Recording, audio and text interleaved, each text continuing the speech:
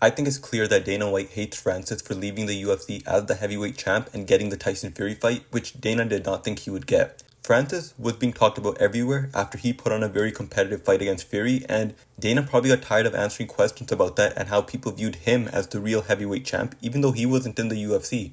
Dana keeps on calling Francis a bad guy. That's his whole angle. And listen, I'm not calling Francis perfect. I'm sure he's done many things that maybe have rubbed people the wrong way. But for him to constantly call him a bad guy, and anytime he talks about Francis on any podcast or interview, he keeps on saying the same thing. When people show you who they are, believe them. That's his favorite quote when it comes to Francis. But there's plenty of bad guys that have fought in the UFC. I mean, apart from the obvious Jones and McGregor, and I do understand that they are massive stars, I'm sure that other UFC fighters have been much more trouble than whatever Francis did, but that still causes Dana to call him a bad guy. At first on the Flagrant podcast, he talked about how Francis got physical with him and lifted him or grabbed him by the collar or something along those lines, and Dana told him to get his hands off of me. It now turned into Francis just putting his hand on Dana's chest as Dana was about to leave. And because Francis wanted to continue the conversation about how he deserved the $50K bonus. And he would just hang around the UFC headquarters all day for breakfast, lunch, and dinner. He said Francis wouldn't leave. I just don't know how some of the things he's saying paint Francis in a worse light than things that other fighters have done. Now, I did think that Ngannou's response to this situation was weird. He basically dodged the question when Ariel asked him about Dana claiming that he got physical with him, and his response was basically about how he can't respond to everybody who has an opinion on him, which is true, but this is Dana White. It's not just a random. If he's claiming that you got physical with him, you should have a response to that. So that makes me think that this interaction did actually happen, but Dana just exaggerated it the first time he told the story, right? He got around Andrew Schultz, he got on the podcast, he wanted to sound cool, and he exaggerated the story. To me, it looked like in that interview, Ariel wanted Francis to have the right answers. He would give him opportunity after opportunity to give the best possible answer, and Francis just wouldn't take it.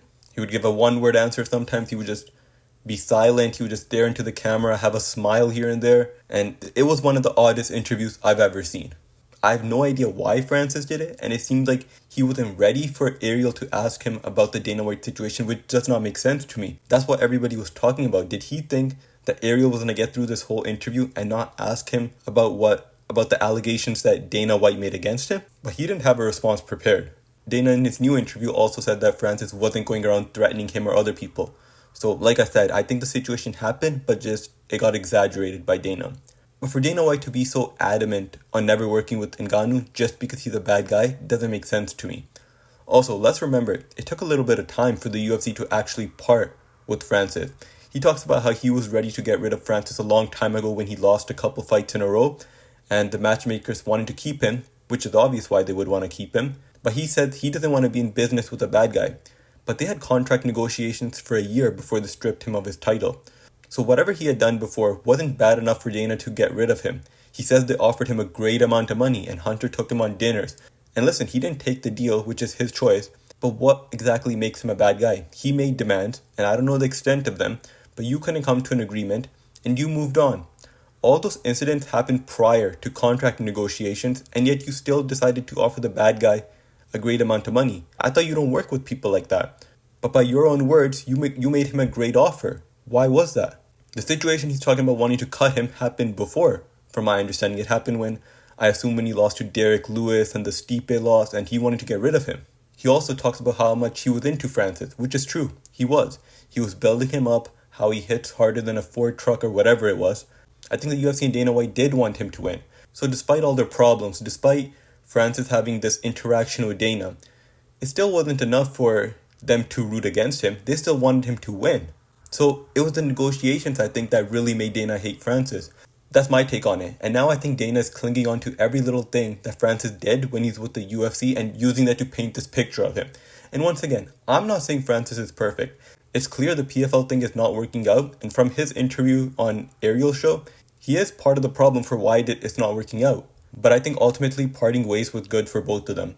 Francis made his money boxing, and even though he got knocked out by Joshua, I'm sure he made much more money for fighting Fury and Joshua than he would have gotten for any fights in the UFC. And it also seems that he has or had a Jake Paul fight available, which he turned down.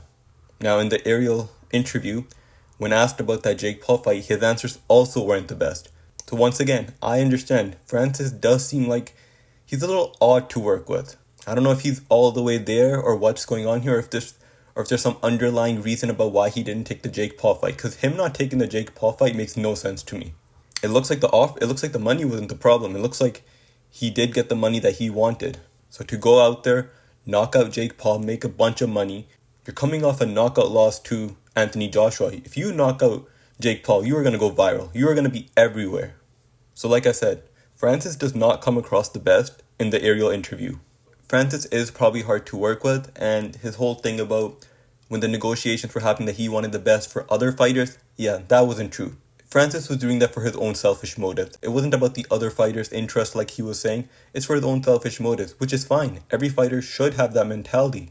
But don't try and make it look like you're fighting for something bigger than yourself, because it's clear that's not the case.